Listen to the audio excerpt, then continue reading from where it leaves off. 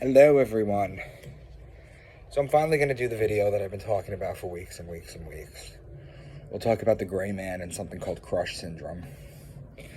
The gray man theory is something like this.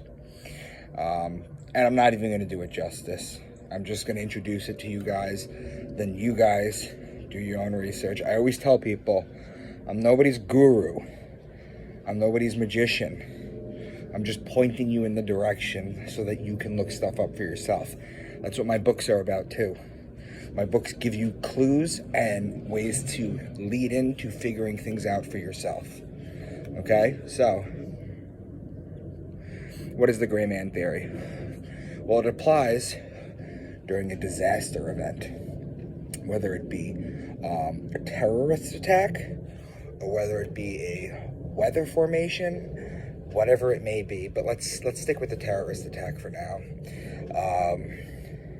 So what they try and tell you is this, is that in the aftermath of an attack, everybody goes batshit crazy.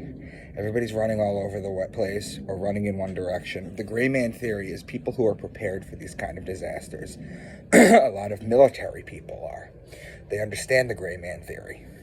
The gray man theory says to do things like because we all want to be ourselves and bright and unique and just show how special we all are with how we dress and how we talk and our clothes. The gray man theory says blend in. You want to blend into your surroundings. You don't want to stand out. So somebody who's prepared is not going to be the man in the military with the gun. That person is not prepared for this. That's not what it is. The person who's prepared is probably in a pair of jeans and a gray t-shirt or a white t-shirt, okay? And has a gun in their back pocket, even if they don't. What do they do? What do you do in the event of an attack, okay? Well, imagine this for a second. Imagine for a second there's an attack and everybody's running away from there, right? In one particular direction. But you, who knows what's going on or what to do, are walking a different direction. Suddenly, you're going to become the focus of the entire group of the crowd. What does this guy know? Why is he doing this? Why is he going this way? And then it's going to draw attention to you. You want to avoid the attention. So what they say in the gray man theory is basically go with the crowd for a little bit until you could break away. Okay? There's a lot of military training that goes into this that I personally don't have, as far as ways to go, rendezvous points, all that kind of stuff. But what it basically boils down to is that a lot of times these things end up in something called crush syndrome, where people die. What is crush syndrome? Think about it like this. You know how when you're driving, right, and there's traffic, right? And there's traffic, and it's like a lane is merging, right? Because they're doing some work. So all these cars just slowly creeping in.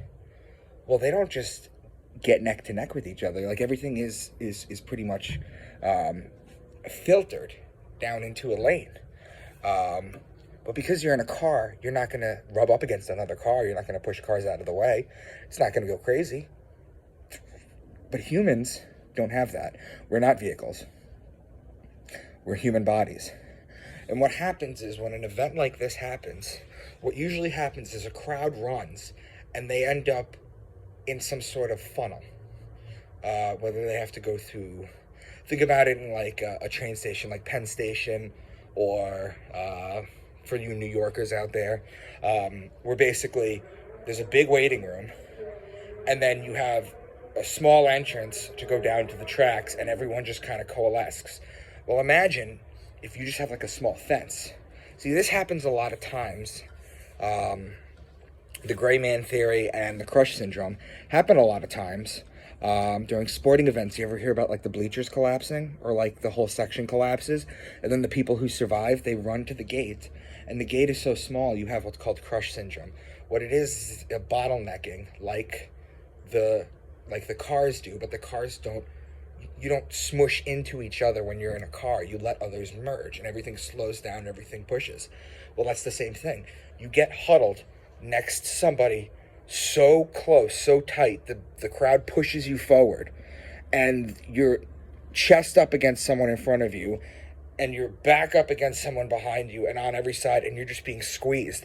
And what happens is your diaphragm isn't able to expand anymore, so you can take the breath, right? So what happens is that these people asphyxiate, and it happens all the time when they do this.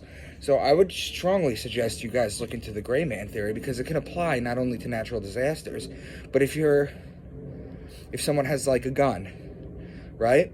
If someone has a gun and they're coming to a group of people, for example, what you do is you just follow the crowd. You want to blend in. You don't want to stand out. It's the way of blending in, okay? And avoid places where you're going to be bottlenecked. Like if you're going to go inside a building or try and get out of try and avoid that. Okay, keep your body autonomy. Okay, you can think about it like the cars. Remember, the cars that are merging, everything gets slow, and then out of nowhere, it just speeds up again. It's fine. Well, when you bottleneck that many people into a small fence, and there's thousands of people behind you, and it's a small fence opening, you're going to get crushed up against the fence, and your diaphragm's not going to open, and people are going to die. So these two usually come hand in hand. Okay, so please, guys, research the gray man theory. Okay, talk to your military people about it. I guarantee you they know about this. It's important information just to have in case an event. So, thanks, guys.